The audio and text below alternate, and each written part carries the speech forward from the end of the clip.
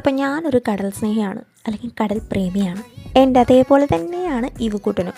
അങ്ങനെ ഇന്ന് ഞാനും ചേച്ചി ഇവക്കുട്ടനും കൂടി കടൽ കാണാൻ വന്നിക്കാം കേട്ടോ. അതിനൊരു പ്രത്യേകത കൂടിയുണ്ട്.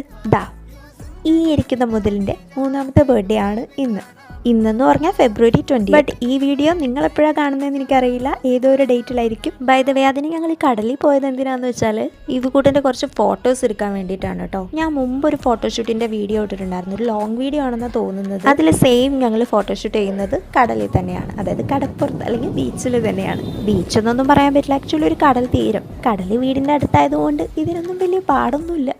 പക്ഷെ ഇന്ന് ഞങ്ങൾ പോയ തീരം വന്നിട്ട് ഒരു സ്പെഷ്യൽ തീരമാണ് കേട്ടോ. ഇതിനെ സാധാരണ എല്ലാവരും ഊഞ്ഞാൽ ബീച്ച് എന്നാണ് പറയാറുള്ളത്.